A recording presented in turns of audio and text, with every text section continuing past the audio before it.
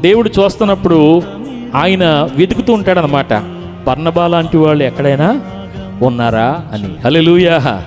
మీకేమనిపిస్తుంది? ఇదిగోండి, ఇక్కడ మేము ఎంతమంది బర్నబాలు లేము అని చెప్తారా దేవునితో మీరు? బర్నబాల కోసం చూస్తుంటే బరబ్బాలు కనబడుతున్నారు దేవుడికి. హల్లెలూయా. బర్నబాల కోసం చూస్తుంటే ఎవరు కనబడుతున్నారండి? బరబ్బాలు. బరబ్బా ఏం చేస్తాడు? బరబ్బా ఎవరండి? బందిపోటు దొంగ.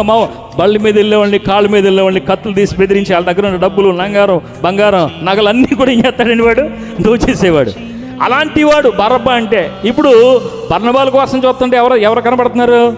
బరబ్బాలు కనబడుతున్నారు దేవునికి. కానీ ఇప్పుడు బర్నబా ఎంత దాతృత్వం గలవాడు, ఎంత ఔదార్యం గలవాడో చూసాం కదా. తన గురించి తను ఏం చేసుకోలేదండి ఆయన. తన గురించి తను ఏం చేయలేదు. అరే, నేను అమ్మేసి అపోస్తులకు ఇచ్చేస్తే నా సంగతి ఏంటని ఆలోచించాడా? మనం ఎవరైనా కానీ ముందు ఎవరి గురించి ఆలోచిస్తామండి? మన సంగతి ఆలోచిస్తాం కదా. కానీ బర్నబా తన గురించి ఏం చేయలేదు, ఇక్కడ ఆలోచించలేదు. దేవుడు అందుకనే బర్నబాల కోసం చూస్తున్నాడు ఈ రోజున. సరే.